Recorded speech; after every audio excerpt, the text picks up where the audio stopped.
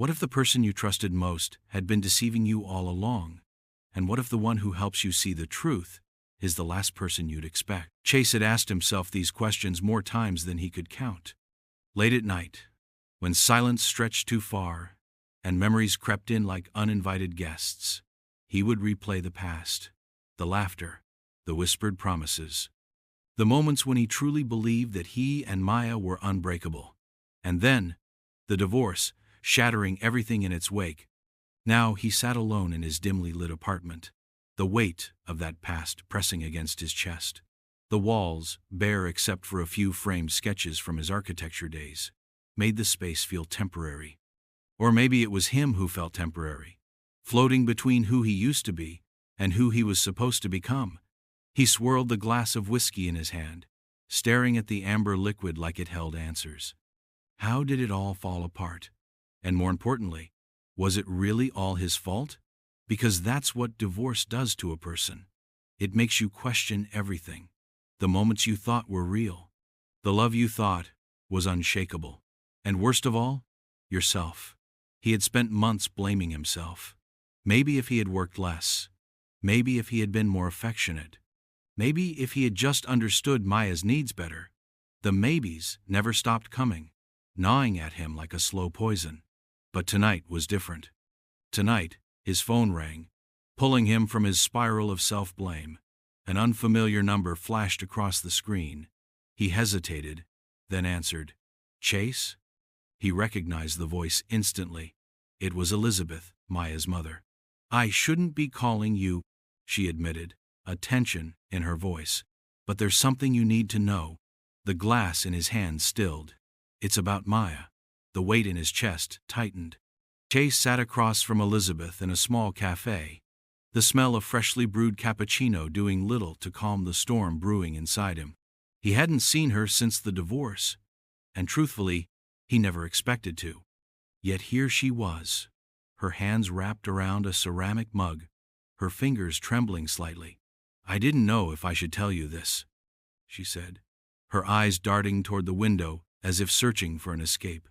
But I can't keep it in anymore. Chase leaned forward, his pulse quickening. Tell me what? Elizabeth took a slow breath. Maya lied to you about the money. His stomach clenched. The money. The same money Maya had convinced him to put aside for an investment that never materialized. The money that was supposed to secure their future, that she swore would give them financial stability. Elizabeth reached into her bag and pulled out a worn receipt, sliding it across the table. Chase hesitated before picking it up. It was from a high-end jewelry store. The purchase date was months before the divorce, and the total, almost the exact amount he had transferred to Maya's account for their so-called investment. She didn't invest it, Elizabeth whispered, guilt flickering in her eyes. She spent it on jewelry and drinks, and God knows what else. The air felt thick. Chase's fingers curled around the receipt, his breath shallow. I thought you should know the truth, she continued, her voice barely above a whisper. Because I see you carrying this weight like it was all your fault. But Chase, it wasn't. The words hit him harder than he expected. For months, he had carried the burden of their failed marriage, convinced that he was the problem, that maybe, just maybe, if he had been better, Maya wouldn't have left. But this changed everything. Betrayal had a funny way of twisting the past. Every memory he had of Maya now felt like a carefully orchestrated illusion. How many other lies had he swallowed without question? Elizabeth sighed, guilt thick in her tone. I should have told you sooner. I wanted to believe my daughter was better than that. Chase nodded slowly, still processing. He looked at the receipt again, the printed numbers blurring in his vision. It wasn't the money that hurt the most. It was the realization that he had spent years loving someone who had never truly loved him back. The cafe felt smaller. The walls seemed closer. What do I do with this? He murmured, more to himself than to Elizabeth.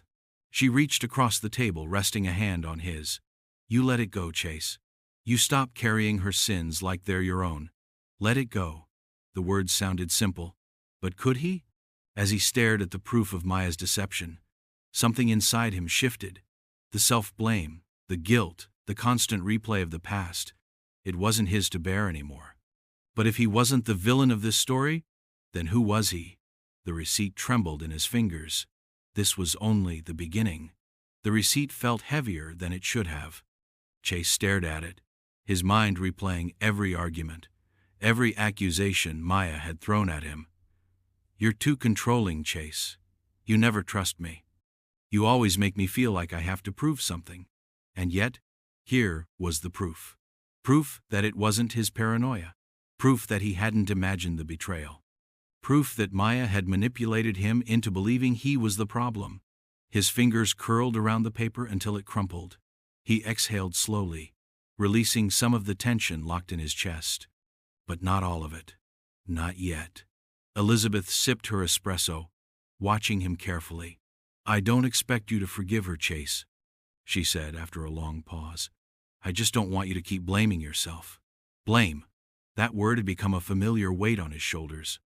It had shaped the way he saw himself after the divorce, like a man who had failed, a man who wasn't enough. But now, sitting here, staring at the undeniable truth, a new question surfaced. If he wasn't to blame, then who was he without that guilt? He let out a quiet laugh, shaking his head. "You know what's funny? Even after everything, part of me still wants to defend her." Elizabeth's expression softened. "That's not funny, Chase. That's just proof you loved her." Loved. Past tense. The word sat strangely in his mind. For so long, he had held on to the idea that maybe, deep down, Maya had loved him too, that maybe their marriage wasn't built entirely on deception. But after today, what was left to hold on to? Elizabeth reached into her bag again, this time pulling out a small velvet box. She slid it across the table. "This was one of the things she bought with that money," she said quietly. "I found it in her old room after she moved out." Chase hesitated before opening it. Inside sat a diamond necklace, elegant and expensive. It glistened under the cafe's dim lighting, its beauty sharp against the raw betrayal it represented. "She never even wore it," Elizabeth murmured. Of course she hadn't, because it had never been about the necklace. It had been about power, about control, about getting what she wanted without ever considering the cost. Something inside Chase shifted. The sadness, the confusion, the self-doubt, they were still there, but now a new feeling surfaced. Clarity. He closed the box and pushed it back toward Elizabeth. "I don't want it," he said simply. She nodded, as if she had expected that answer. For the first time in months, Chase felt lighter. The past wasn't rewritten. The pain wasn't erased. But the burden? It was finally beginning to lift. That night, Chase sat on his apartment balcony. The city stretched out before him. The receipt, now smoothed out, lay on the table beside him. He wasn't sure why he had kept it. Maybe as a reminder, maybe as proof, to himself, that he hadn't imagined it all. He thought about calling someone, a friend, a coworker, anyone to break the silence. But who would understand? Who would get what it felt like to give everything to someone, only to realize they had been playing a different game all along? Instead, he pulled out his phone, and for the first time in a long time, typed Maya's name into his contacts. His thumb hovered over the call button. He didn't know what he would say if she answered. Would he confront her? Demand an explanation? But as he sat there, staring at her name, a realization hit him. What would be the point? Maya wasn't going to admit to anything. She wasn't going to apologize. And even if she did, would it change anything? Would it undo the months of self-blame, the sleepless nights, the way he had questioned his own worth? His grip on the phone loosened. He didn't need her to validate his pain. He didn't need an apology to move forward. He deleted her number. Just like that, a small weight lifted. It wasn't everything. It wasn't a clean slate, but it was a start. Chase leaned back in his chair, closing his eyes. He had spent so much time drowning in the past, replaying his mistakes, wondering if he could have done something differently. But maybe the real freedom wasn't in finding all the answers. Maybe it was in finally letting go of the questions. And for the first time in a long time, he was ready to take that first step. Chase woke up to a quiet morning. No urgent texts. No tension gripping his chest. Just the slow realization that, for the first time in a long time, his mind wasn't clouded by the weight of his divorce. It didn't mean the wounds had healed overnight, but something had shifted. The guilt, the shame, the never-ending question of, where did I go wrong? They didn't haunt him as fiercely as they once did. He stepped into the bathroom, running a hand over the stubble on his jaw. In the mirror, he saw a man who had spent months picking apart his own flaws, trying to figure out why he hadn't been enough for Maya. But the truth was, he had never been the problem. He had been loyal. He had been honest. He had loved her. She was the one who had lied. He turned on the faucet, letting the cold water run over his hands. His reflection stared back at him, waiting. So, now what? He muttered to himself. The question lingered. Chase had spent so much time surviving the divorce that he hadn't thought about what came next. He had been so wrapped up in self-doubt that he hadn't considered what life could look like beyond the pain. His phone vibrated on the counter. A text from his friend Leo. "We still on for the gym today?" For a second, Chase hesitated. Working out had once been his outlet, his way of clearing his mind. But in the chaos of his divorce, he had let it slip. He had let himself slip. He exhaled and typed back, "Yeah, see you in an hour." One step. The gym smelled of sweat and determination. The familiar rhythm of weights clanking and sneakers squeaking against rubber floors surrounded him. It had been months since he'd been here, but it felt like stepping into a part of himself he had abandoned. Leo clapped him on the back. "Look who finally decided to rejoin civilization." Chase smirked. "Figured I should remind you what real strength looks like." Leo laughed. "Good luck with that, man. Divorce weight looks heavy." The word hit, but it didn't sting the way it used to. They started their workout, and for the first time in months, Chase felt a different kind of exhaustion, one that came from pushing his body, not carrying emotional baggage. By the end, sweat dripped from his brow and his muscles burned in the best way. "Damn, I needed this," he admitted, gulping down water. "Told you," Leo said, grabbing his bag. "You coming out with us tonight? Just a few drinks, nothing crazy." Chase almost declined out of habit. But then he remembered the receipt, the necklace, and the weight of his past that had started to loosen its grip. Maybe it was time to start saying yes again. "Yeah," he said, surprising even himself. "I'm in." Another step. The bar was alive with energy, dim lights, low chatter, and music that vibrated through the walls. Chase hadn't realized how long it had been since he had stepped into a place like this. Not as a broken man trying to drown his thoughts, but as someone simply living. Leo shoved a drink into his hand. "Here's to getting your life back, man." Chase smirked, clinking glasses. To never losing it again. The whiskey burned his throat in the best way. For the first time in months, he wasn't drowning in thoughts of Maya. He wasn't second-guessing himself. He wasn't trapped in the past. He was here, present, alive. "So what's next for you?" Leo asked, leaning against the bar. "You still thinking about moving?" Chase had considered it. A fresh start, a new city, somewhere that didn't hold the memories of Maya's betrayal. But as he looked around, he realized something. He didn't need to run, he just needed to rebuild.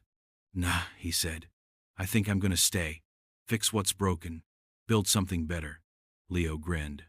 "Now that's the Chase I know." As the night went on, Chase found himself laughing more easily, talking more freely. The weight of the divorce was still there, but it no longer defined him.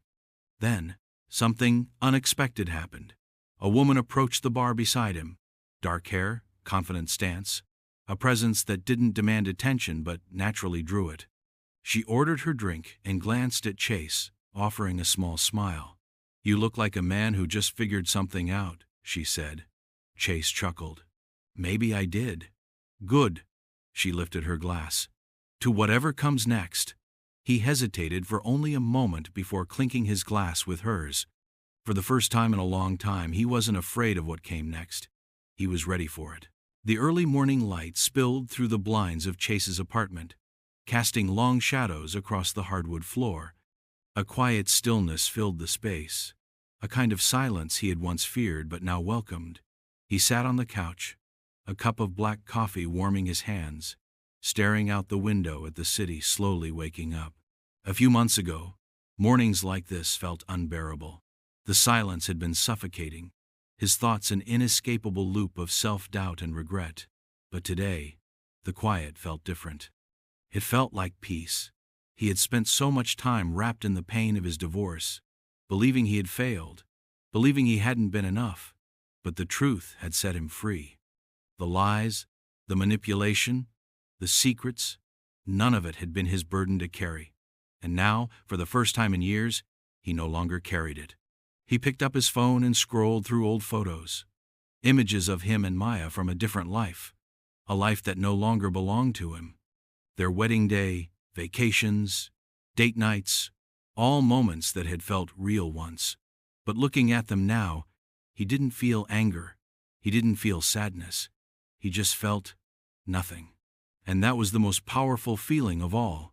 With a deep breath, he selected the entire album labeled Maya and Chase and pressed delete. No hesitation, no second guessing. Just like that, she was gone. Not just from his phone, but from his mind, his heart, his future. For so long, divorce had felt like the end of his story, but now, he understood something Maya never would. Endings were just new beginnings in disguise. Later that day, he walked through the park, breathing in the crisp air. He watched as people moved around him, runners, couples, parents chasing after their kids. Life moving forward.